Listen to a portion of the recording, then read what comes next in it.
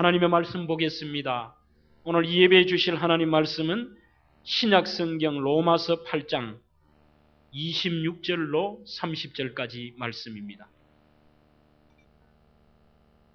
이와 같이 성령도 우리 연약함을 도우시나니 우리가 마땅히 빌 바를 알지 못하나 오직 성령이 말할 수 없는 탄식으로 우리를 위하여 친히 간구하시느니라. 마음을 감찰하시는 이가 성령의 생각을 아시나니 이는 성령이 하나님의 뜻대로 성도를 위하여 간구하심이니라. 우리가 알거니와 하나님을 사랑하는 자 곧 그 뜻대로 부르심을 입은 자들에게는 모든 것이 합력하여 선을 이루느니라. 하나님이 미리 아신 자들로 또한 그 아들의 형상을 본받게 하기 위하여 미리 정하셨으니 이는 그로 많은 형제 중에서 맏아들이 되게 하려 하심이니라. 또 미리 정하신 그들을 또한 부르시고 부르신 그들을 또한 의롭다 하시고 의롭다 하신 그들을 또한 영화롭게 하셨느니라. 아멘. 할렐루야. 저 따라 한번 믿음을 선포하겠습니다. 사랑하는 자여, 네 영혼이 잘된 같이 범사가 잘되고 강건하기를 원하노라. 이 세 가지의 복이 2008년도는 장창수의 복이 될 줄로 믿습니다. 할렐루야. 아멘. 제 이름을 불러주시는 분은 제 복으로 온 줄로 압니다. 이 예배가 첫 주 예배인데요. 지금 보니까 조금 이렇게 조시거나 힘들어 하시는 분이 있는데 여러분들, 우리는 전도지입니다. 전도지는 인상을 찡그리거나 숙이면 안 됩니다. 그죠? 한번 따라하겠습니다. 나는 살아있는 전도지다. 전도지는 구기면 안 됩니다. 웃고 우리의 모습을 보고 예수를 영접하는 겁니다. 말씀 보겠습니다.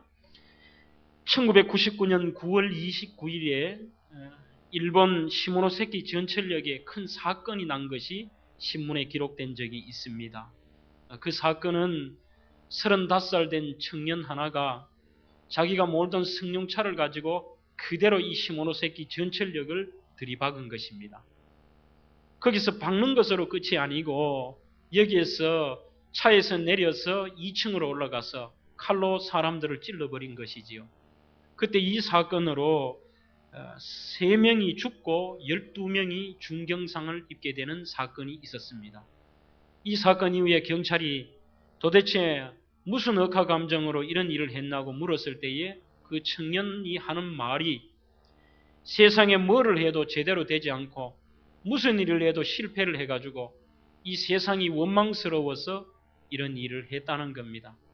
참 어처구니 없는 일입니다. 우리 모든 인생은 이 자리에 참여한 성도님들도 내 직업이 틀리고 삶의 환경이 틀려도 누구나 성공하기를 원합니다. 내 직종에서, 내 삶에서, 우리 가정이, 내 자녀가 성공하기를 원한다는 것입니다. 그래서 새벽부터 밤늦게까지 정말 최선을 다해서 이 성공을 향해 달려가고 있습니다. 그렇게 애쓰고 수고하면은 모두가 성공을 해야 되는데 우리 주변에 들려오는 많은 이야기들은 저 사람은 성공했다, 잘 되었다라는 얘기보다는 이 경제적인 어려움 가운데서 실패했다, 안 됐단다라는 얘기를 많이 듣게 됩니다. 인생의 승리를 위해서는 몇 가지의 조건들이 필요합니다. 어떤 분들은 얘기하기를 인생의 성공자가 되기를 원하느냐? 그러면은 너의 마음가짐이 중요하다. 그렇게 얘기하는 사람도 있습니다. 도대체 어떻게 하면 성공자가 될 것인가? 아니, 멀리 볼 것도 없이 도대체 우리가 어떤 마음과 신앙 자세를 갖추어야 새롭게 맞이한 이 2008년을 성공자의 인생으로 마감할 수 있겠는가? 오늘 저는 그 문제를 이 로마서 8장으로 통하여 한번 생각해 보려고 합니다. 스티븐 콥이라는 유명한 베스트셀러 작가가 지은 성공하는 사람의 7가지 습관이라는 책에 보면은 이 사람이 7가지의 습관을 열거하면서 가장 중요한 1번, 2번이 뭔가 하면은 1번은 주도적인 인간이 되어라. 2번은 꿈과 비전을 가지고 행동하라는 것입니다. 그 말을 소개하면 이런 뜻입니다. 네가 환경적인 영향, 주변의 여건을 핑계대지 말고 네가 뛰어들어서 네가 직접적으로 주체가 돼서 해나가라는 겁니다. 최선을 다해서 내가 하라는 겁니다. 실패한 사람들의 특징을 보면 경기가 안 좋아서, 건강 때문에, 우리 가정 형편 때문에 뭐 자꾸 핑계를 대고 환경 탓을 하지만, 정말 성공하는 사람의 습관은 내가 주도적이 되고 그 모든 주체가 내가 되어서 열심히 하는 것. 또 성공하는 사람의 두 번째는 그들에게는 비전과 꿈이 있었다는 겁니다. 꿈과 있어서 앉아있는 게 아니고 그 꿈을 향하여 죽도록 고생을 하고 최선을 다하는 겁니다. 그렇다면 성공하지 못한 분에게 이렇게 질문하고 싶습니다. 우선 마음가짐 문제로, 네가 정말 최선을 다했느냐? 죽도록, 죽을 만큼 최선을 다했느냐? 아마 그 질문을 던지면은 누구에게나 나는 그렇게 했습니다라고 강하게 답을 못합니다. 최선은 다했는데 죽을 만큼은 안 했습니다. 그거는 성공자가 아니라는 거지. 중요한 것은 여러분들 여기서 머무르는 게 아니고 정말로 죽도록 최선을 다했는데도 안 될 수 있다는 겁니다. 내가 목숨 걸고 생명 바쳐가면서 할 정도로 최선을 다했는데도 인생은 실패하고 또한 좌절할 수 있는 게 우리 인생입니다. 왜냐하면은 거기에는 한 가지의 전제가 빠졌기 때문입니다. 그 전제가 무엇이느냐? 바로 살아계신 하나님께서 도와주셔야 우리 인생은 성공할 줄로 믿습니다. 아무리 우리 자신이 능력이 대단한 것 같고 내가 굉장히 노력을 한 것 같아도, 제가 오늘 처음에 기도한 것처럼 만복의 근원이 되시는 그 하나님께서 복주머니를 열어주시거나 하늘문을 여시지 않으면 우리 인간이 아무리 최선의 노력을 다해도 삶의 성공은 기대하지 말라는 것이지. 이 말씀을 드리면 성도들 가운데 아이고 참 예수 안 믿고 교회 안 나가도 대기업을 이루고 잘 먹고 잘 살고 평생 잘 사는 사람이 있는데, 여러분들 한두 사람의 얘기가 아닙니다. 예수 없는 인생은 아무리 이 땅에서 누려도 그 인생 자체가 물질의 노예가 됐기 때문에 불행할 수밖에 없는 거지. 인생을 총체적으로 바라보았을 때는 죽을 만큼 최선을 다하는 것도 필요하지만 그 뒤에는 하나님 앞에 내 자신을 맡기고 그분이 복을 주셔야, 도와주셔야 된다는 이 정신이 있어야 된다는 겁니다. 여러분들 맡기는 게 뭔지 아십니까? 원어적으로 맡긴다는 것은 하나님요 책임져 주십시오, 이 정도가 아닙니다. 아이가 이렇게 생각하시면 됩니다. 높은 데 있는 위치에서 아이가 밑에 아버지가 있는데 아무 대책 없이 그냥 뛰어내려 버리는 거예요. 죽이든 살리든 아버지 마음대로 하라는 이름보다도 정말 어린 아이들은 환경 바라보고 사람이 철이 들면서 문제가 생기죠. 아이고 무섭다, 좀 높다, 뛰내리다가 아버지가 손 빼버리면 어떻게 하노? 온갖 이런 생각을 할 수 있지만, 정말 순수한 아이 믿는 거 맡긴다는 것은 오늘 우리 삶에서 그저 밑에 아버지가 계시면 애는 아무 생각 없이 아버지 하고 그냥 뛰내려 버리는 거예요. 뒤로 아무것도 누가 없어도 뒤에 누워버리는 거예요. 이게 맡기는 것입니다. 그래서 하나님이 내가 최선을 다하는데 내 인생은 하나님께 맡깁니다. 하나님이 도와주셔야 됩니다. 그것이 바로 맡기는 것. 이게 바로 우리 인생에 성공할 수 있는 길이 된다는 사실입니다. 사람들의 모든 수고와 노력 위에 선하신 하나님의 축복이 임해야 되지, 하나님의 축복이 임하지 않고는 모든 것들이 내가 쌓아봤자 그것이 헛사이고 될 수가 없다는 것이지. 시편 127편 1절로 2절에 보면 이렇습니다. 여호와께서 집을 세우지 아니하시면은 세우는 자의 수고가 헛되다고 했습니다. 또한 여호와께서 성을 지키지 아니하시면은 내가 아무리 지키려고 해도 그 파수꾼의 경성함이 허사가 된다고 그랬습니다. 그러면서 2절에는 이렇게 얘기합니다. 너희가 일찍 일어나고 늦게 누우며 수고의 떡을 먹음이 헛되도다. 그러므로 여호와께서 사랑하는 자에게는 잠을 주시는도다. 이 말은 설교 시간에 잘하는 얘기가 아닙니다. 그 말은 하나님께서 네가 수고의 떡을 먹고 아침부터 밤늦은 시간까지 오늘 이 땅의 것을 붙잡고 고민하며 살아도 믿음의 백성은 하나님께서 평안하게 잘 수 있는 그 평화의 은혜를 주신다는 의미입니다. 사랑하는 성도 여러분, 하나님께서는 하늘에만 계시는 분이 아닙니다. 하나님은 죽으신 분도 아닙니다. 하나님은 살아계신 신이요, 하나님은 우리의 삶의 현장에서 우리를 만나주시는 것입니다. 그래서 본문은 뭐라고 얘기를 하는가 하면은 성령께서 우리의 연약함을 도우사, 성령님은 여러분들이 예수 그리스도를 나의 구세주로 영접하는 그 순간에 우리에게 찾아오시는데 보이지 않는 뒤에서 우리를 이렇게 지키고 계시는 겁니다. 나는 못 느끼지만 하나님의 그 임재하심과 성령께서 나를 보호하시고 그분이 늘 나와 동행하시는 거예요. 그래서 오늘 본문에도 뭐라고 얘기하느냐? 탄식할 때 성령께도 탄식하고 내가 아파할 때 같이 아파하고. 부모님이 어떻습니까? 자녀가 아픈데 부모가 아이고 아프나 그런 부모가 어디 있어요? 자녀가 울면 같이 우는 게 부모입니다. 아파하면 내가 더 아파하는 게 부모입니다. 그 마음으로 성령께서 우리에게 그렇게 도와주신다는 것입니다. 오늘 저는 이 본문 말씀으로 통해서 하나님의 뜻대로 사는 삶, 도대체 우리가 어떻게 살 때 2008년 한 해를 정말 하나님 앞에 성공자의 길을 달려가겠느냐, 이것을 몇 가지 살펴보려고 합니다. 첫째로 이 한 해는 여러분들 나를 사랑하시고 도우시는 이분의 사랑, 하나님의 사랑을 결코 의심하지 마십시오. 예수 믿고 우리 안에 거하시는 성령께서 우리의 연약함을 도우신다고 그랬습니다. 본문 26절에도 이렇게 이야기를 합니다. 이와 같이 성령도 우리의 연약함을 도우시나니. 성령님은 태초부터 하나님과 우리 성자 예수님과 함께 계셨습니다. 그분은 창조사역에도 동참하셨고 우리 예수님이 하늘나라 승천하시면서 바로 우리에게 보내주시겠다고 약속하신 대로 성령은 우리에게 찾아오셨습니다.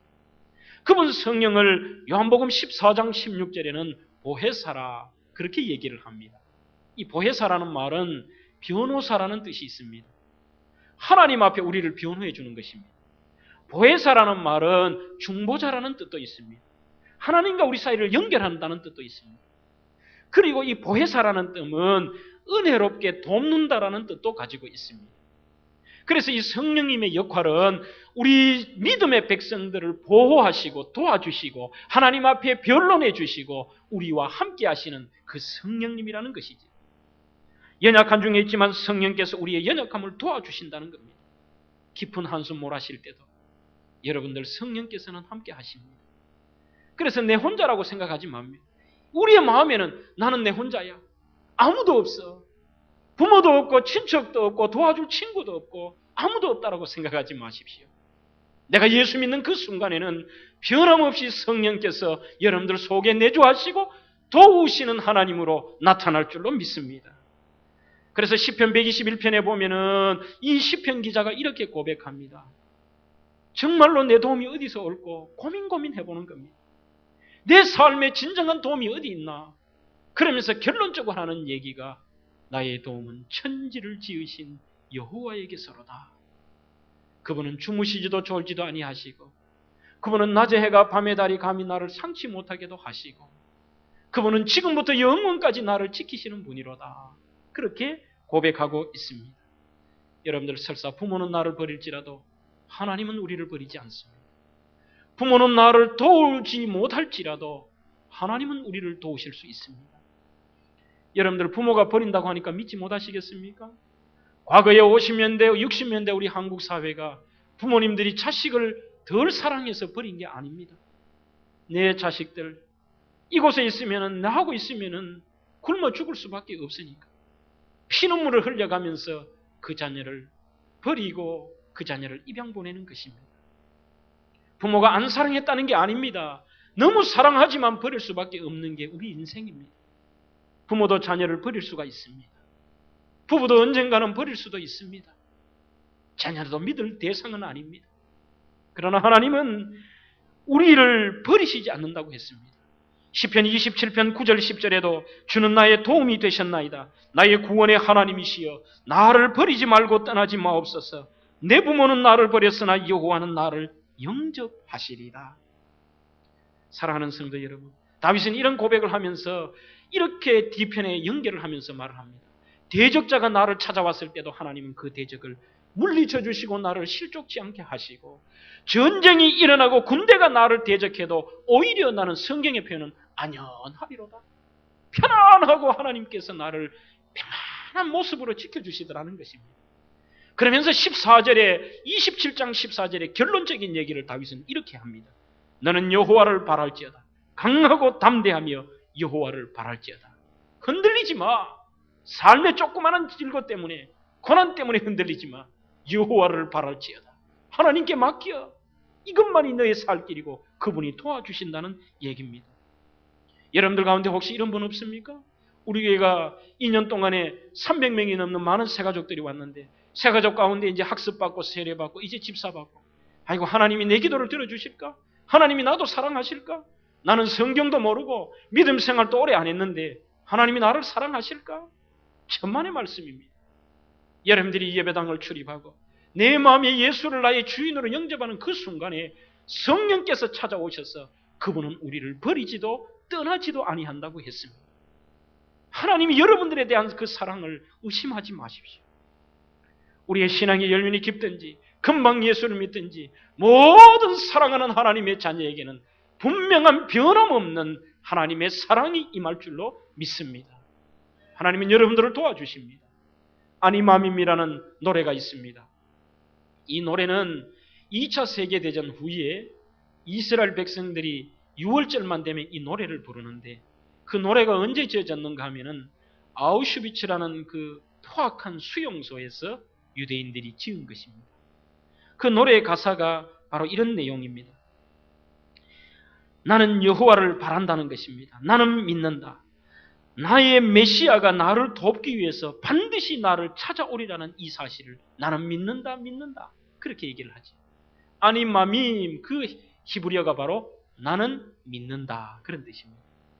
그런데 이분들이 이 찬양을 불렀는데 하루가 지나고 한 달이 지나고 1년이 지나도 상황이 달라지는 것은 아무것도 없습니다.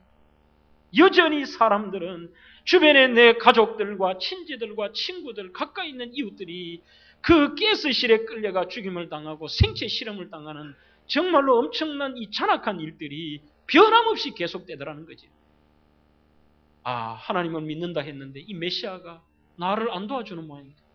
그래서 이들이 이 노래 뒤에다가 후렴을 지었는데 이렇게 지었습니다. 나는 믿는다. 나의 메시아가 나를 돕기 위해 반드시 나를 찾아오리라는 사실을. 그런데 때때로 그 메시아는 너무 늦게 오신다. 이렇게 부르더라는 거예요. 원망하는 소리죠. 너무 늦게 온다. 다 죽어버리고 오시면 뭐하노? 이렇게 고통당하고 그 다음에 오시면 뭐하노? 그렇게 불렀다는 겁니다. 그래서 사람들이 참 하나님을 소망하면서 또 한편으로는 조금은 자조 섞인 말로 하나님 너무 늦게 오십니다. 이 노래를 막 부르니까 그때의 젊은 외과 의사 한 사람은 당신들이 다 그 후렴을 불러도 나는 절대 부를 수가 없다. 절대절명의 상황 속에서도 삶에 대한 하나님의 뜻만 있다면 나는 절대 안 죽는다고 생각한다. 그리고 오히려 그 삶을 나는 미래를 하나님이 아예 살려주신다 보고 준비해야 된다고. 그때 주변에 있는 사람들이 얘기합니다. 아니 지금 다 죽어나 잡혀져 가는데 뭐 살려준다고? 믿는다고? 웃기지 마라. 아니야. 나는 그 메시아가 오시고 그분이 반드시 도와주신다고 나는 믿는다. 그래서 이분이 하루는 잠을 자다가 일어났는데 그 안에는 자살을 할까 봐 칼이나 뾰족한 것을 둘 수가 없습니다. 우연히 그분이 이 유리 파편을 하나를 주게 되었습니다. 그 유리 파편을 하나 주어서 이 젊은 외과 의사가 수염을 깎겠습니까? 사람들이 덥수룩하게 씻지도 않고 있는데 그날 저녁에 나는 하나님이 살려주신다고 생각하고 면도부터 했다는 거예요. 그래 여러분들 유리 파편이 면도가 되겠습니까? 살에 피가 나면서 이 면도를 했습니다. 그 다음날 자기 죽을 차례가 되었는데 이 독일 군인이 턱 와 보니까 이 사람을 잡아갈 수가 없는 겁니다. 말쓱한 청년이 얼굴이 헬쓱하게 있는데 도저히 잡아갈 마음이 안 들었더라는 거죠. 옆에 그래서 이 수염이 더부룩하고 좀 시커멓티틱한 사람 하나 또 잡아가더래요. 그 다음 날이 가니까 또 다른 사람을 잡아가. 이 일이 몇 번 있은 다음에 드디어 해방을 맞이하게 된 것입니다. 그때 그분이 해방을 맞이하며 수용소에서 빠져나오던 그날 바로 이 노래를 뒤에 후렴부를 이렇게 고쳤다 그럽니다. 나는 믿는다. 나는 메시아가 나를 돕기 위해 반드시 나를 찾아오리라는 이 사실을. 그 다음에 후렴부가 나는 정말 믿는다. 나의 메시아가 반드시 찾아와 나를 도우리라는 이 사실을. 그런데 사람들은 너무너무 서두른다. 사람들은 너무 서둘러 믿음을 포기한다. 하나님은 포기하지 아니하시는데 이렇게 불렀던 것입니다. 하나님은 포기하지 않습니다. 하나님은 결코 우리를 버리시지도 않습니다. 분명히 우리를 사랑하신다는 겁니다. 남 사랑하는 게 무슨 의미가 있습니까? 분명 하나님은 여러분들을 뜨겁게 사랑하십니다. 이 사랑하는 마음을 변함없이 붙들면은 여러분들은 그 사랑하시는 하나님께서 자녀가 부모를 사랑하는 것처럼 때로는 자녀가 이 사랑하는 자녀에게 징계의 채찍을 가할지라도 죽으라고 때리는 부모가 어디 있습니까? 사랑에 잘 되라고 하는 매이지요. 반드시 그 사랑이 있는 것입니다. 주님의 도우심이 있다는 것입니다. 아무리 여러분들이 보이지 않을지라도 하나님은 나를 사랑하시고 나의 죄를 씻어주셨습니다. 찬송가 411장처럼 내가 연약할수록 나를 더욱 붙들어 주셨습니다.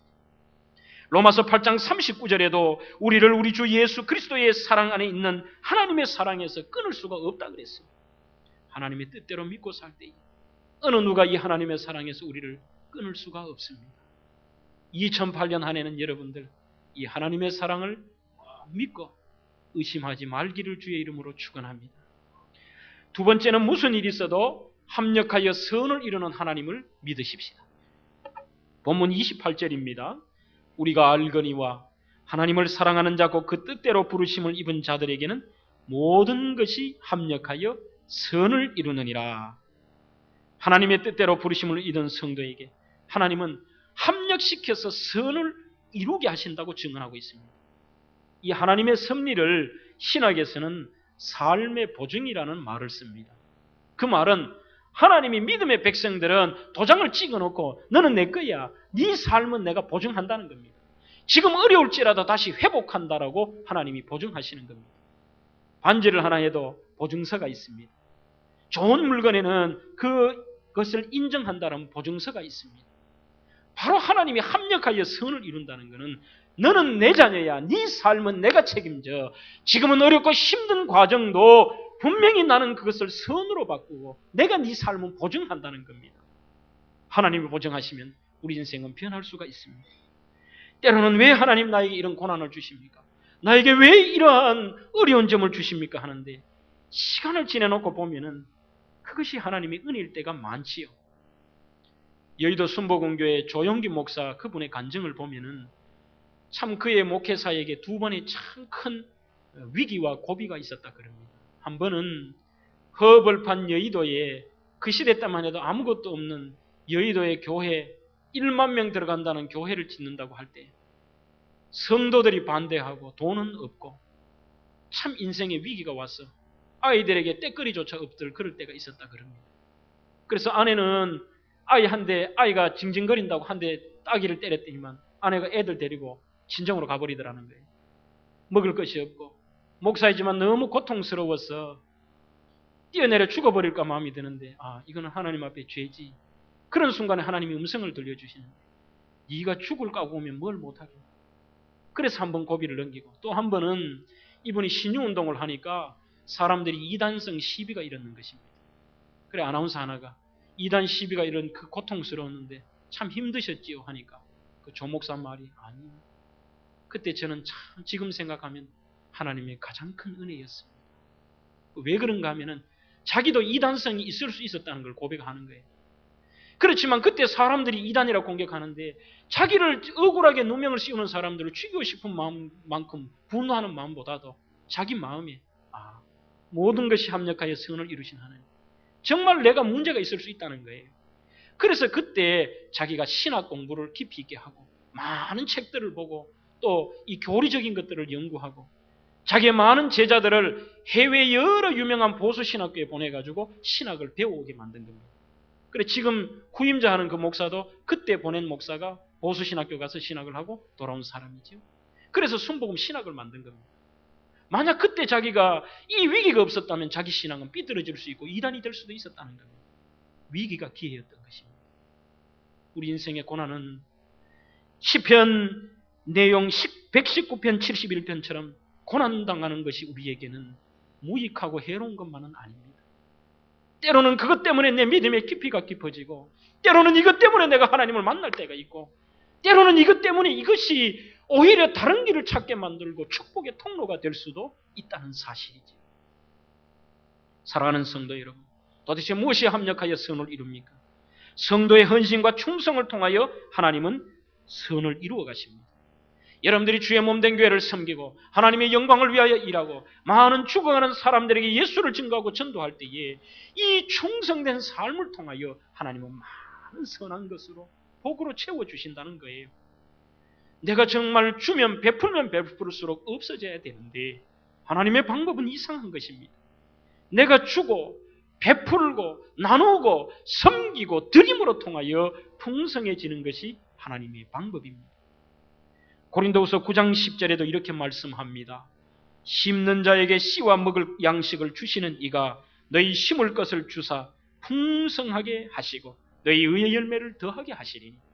여기서 저는 두 가지의 단어를 주목을 합니다. 심고 노력하는 자에게는 두 가지의 내용. 하나는 무엇이냐?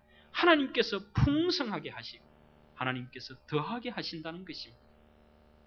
2008년 한 해는 여러분들 합력하여 선을 이룬다는 것은 드림으로 통하여 내 삶을 드리고 시간을 드리고 물질을 드리고 정성을 드리고 재능을 드릴 때에 여러분들의 삶이 손해보고 문제가 생기는 것이 아니라 하나님의 풍성함과 그분의 더하심의 은혜가 있기를 주의 이름으로 축원합니다. 성도가 당하는 고난은 신앙의 성장의 계기가 되기도 합니다. 축복의 시작이 되기도 합니다. 여러분들이 아시는 포철 회장이었던 박태준 씨와 아내였던 장옥자 여사가 그분이 온갖 삶의 시련과 고통 속에 예수를 만나게 됩니다. 예수 믿고 그분이 교회의 가장 앞자리에 앉아서 은혜를 사모하고 그들이 정말로 주님을 믿음으로 통하여 삶의 고난을 이겨냈다라는 간증을 들은 적이 있습니다. 여러분들, 우리의 삶의 어떤 것도 하나님을 만나지 않으면 합력하여 선을 이룰 수 없습니다. 내가 고난을 풀려고 하면 풀릴수록 실타래가 꼬이는 처럼 더 꼬이는 게 우리 인생입니다. 그러나 하나님이 푸시는 방법은 의외의 방법입니다. 꼬인 실타래를 푸는 것보다도 하나님의 방법은 새로운 실타래를 주시는 것이지요. 성도가 당하는 고난은 신앙의 성장의 계기가 됩니다. 또한 또 다른 축복의 계기가 된다는 사실입니다. 구약성경 욥은 큰 고난을 당했습니다. 그는 온갖 시련들이 자녀에 대한 시련들, 물질에 대한 시련들, 아내에 대한 시련들, 친구에 대한 시련들, 건강에 대한 시련들, 입체적인 자기 삶의 고난이 찾아왔지만 합력하여 선을 이루시는 하나님을 바라보았습니다. 그때의 그의 삶은 두 가지의 복을 받았습니다. 하나는 그는 하나님을 온전히 알게 되는, 과거에는 이야기 속에 남의 하나님 같았는데 이제는 내 하나님으로 보게 되는 것이지. 살아계신 하나님. 그래서 그의 고백은 오 하나님이여, 과거에는 내가 그 하나님을 귀로 듣기만 했었지만 이제는 그 하나님을 나는 체험하고 눈으로 보았습니다. 정말 하나님 눈으로 봤다는 게 아니라 나는 하나님 살아계심을 확실하게 믿습니다. 그것이 은혜이지요. 이런 간증들이 얼마나 많습니다. 나는 이 고난 속에 하나님 발견했습니다. 고난 속에 하나님이 나를 도우심을 나는 발견했습니다. 그런 간증들이 많은 것입니다. 하나님은 단순하게 이런 영적인 복뿐만이 아닙니다. 우리가 합력하여 선을 이룬다는 것은 고난 속에서도 주님 앞에 맡기고 달려가는 자에게는 이 욥기 42장에 보면은 그가 1장에서 받아 누렸던 복보다 정확하게 배가 되는 복들이 그 뒤에 나와 있는 것을 볼 수가 있습니다. 그래서 하나님은 영적인 복뿐만 아니라 물질의 복도 더불어 주신다는 것이죠. 우리 삶의 복까지도 더불어 주신다는 사실입니다. 합력하여 선을 이룬다는 것은 우리의 연약한 점마저도 우리에게 유익이 되게 하신다는 겁니다. 내가 안 된다고 생각하는 것까지도 그것을 하나님은 선용하신다는 거지요. 그리고 이것은 죽을 기회라고 생각했는 것을 하나님은 선으로 만드신다는 겁니다. 창세기 50장 20절에 보면은 노예로 팔려갔다가 죽을 고생하고 이제 하나님의 은혜로 국무총리가 된 요셉이 가난과 흉년 때문에 먹을 음식을 구하러 형들에게 한 고백이 나와 있습니다. 이런 말씀입니다. 당신들은 나를 헤아려 하였으나 하나님은 그것을 선으로 바꾸사 오늘날과 같이 만민의 생명을 구원하게 하시려 하셨나니. 여기에서 중요한 단어는 하나님께서 선으로 바꾸사. 여러분들의 인생이 아무리 고난 속에 있다, 내 인생은 가진 것이 없다, 나는 여건이 안 된다, 나는 내가 나갈 도대체 구멍이 없다라고 생각하지만 유일하게 여러분들의 그 고난과 삶의 고통을 합력하여 선으로 바꾸는 분은 하나님밖에 없습니다. 여러분들 민족들의 이스라엘 민족이 범죄함으로 하나님의 징계를 받고 70년의 포로 생활을 했지만 궁극적으로 이것이 그들에게는 고통이었지만 나중에 보니까 이것이 은혜였습니다. 하나님 앞에 우상 숭배했습니다. 성적으로 타락했습니다. 굉장한 잘못된 문화를 갖고 있었습니다. 온갖 나쁜 짓거리를 했습니다.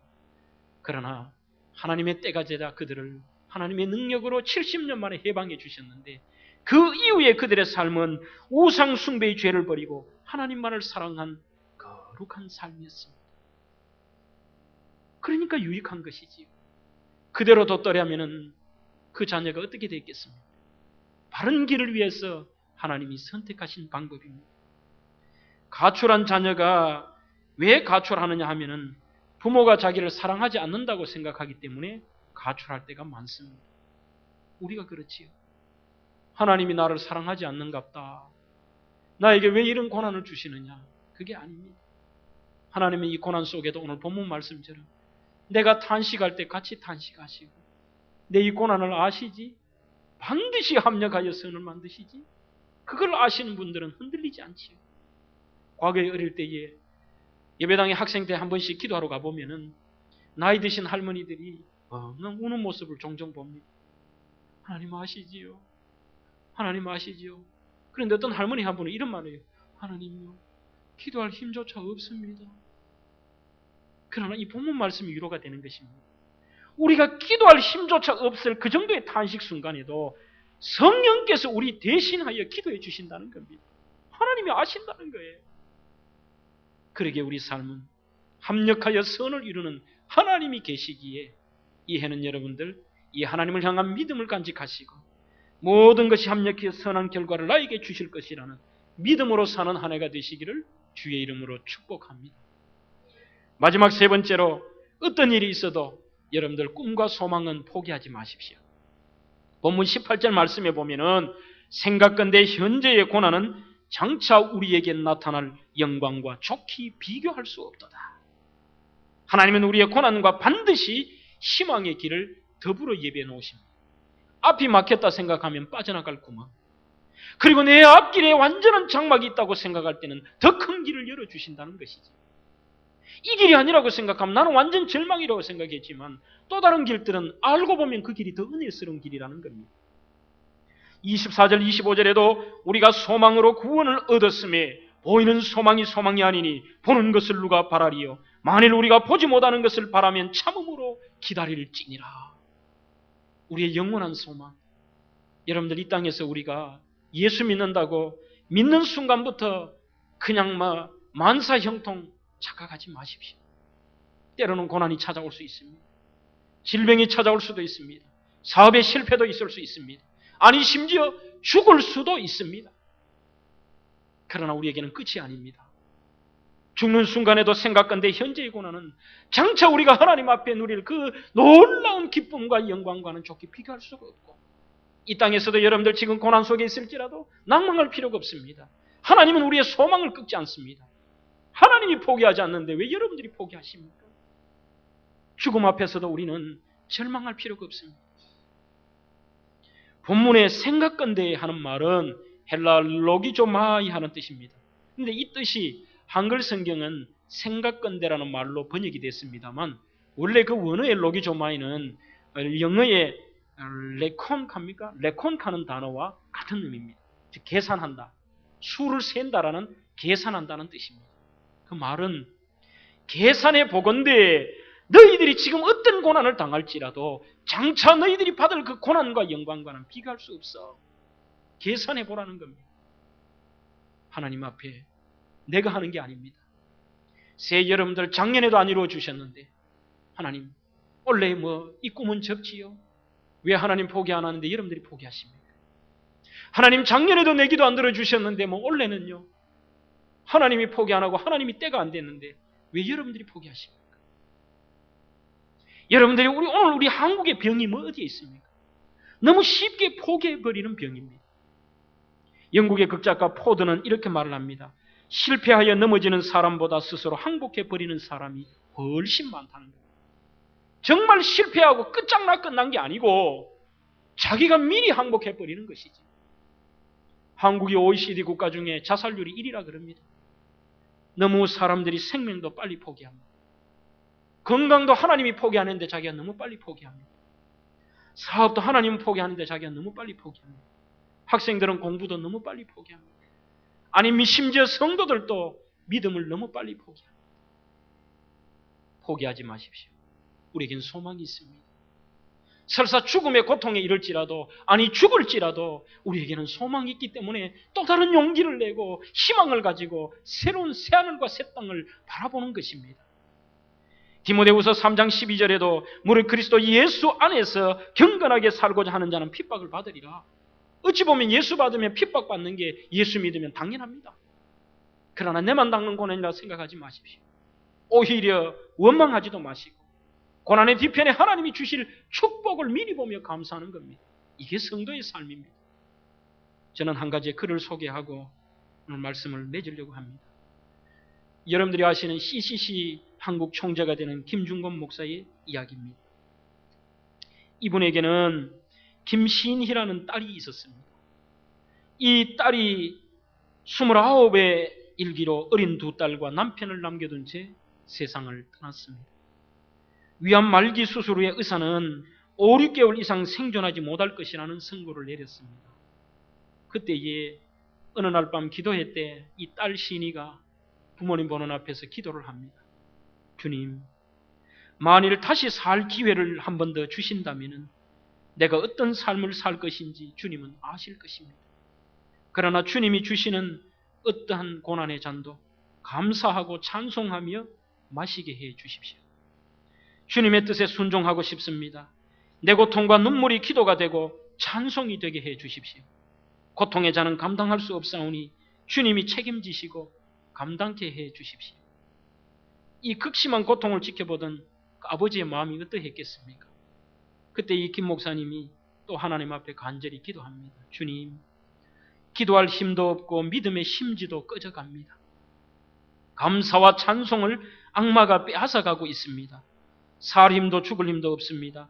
이 시련을 감당할 힘이 없습니다. 대신 책임져 주십시오. 물속에서 건지듯 불 속에서 건지듯 당신이 성령으로 저 대신 기도해 주시고 믿게도 해 주시고 찬송도 하게 해 주십시오. 그러나 결국 딸 신이는 그렇게 떠났습니다. 그 딸의 죽음 앞에서 김중건 목사는 이렇게 하나님 앞에 고백을 합니다. 하늘은 텅 비고 땅이 꺼지는 것 같았습니다. 내 자신이 10번 죽는 것보다 더 어렵게 느껴졌습니다. 저만 경험하는 것 같았습니다. 인생의 제로점이 되었습니다. 아무것도 없었습니다. 그러나 한 가지 기도가 있었습니다. 주여, 이런 중에도 내 마음에 감사와 찬송을 심어 주옵소서. 마치 내 영혼, 내 심장 속에 하나님이 구멍을 뚫어 놓은 것 같았습니다.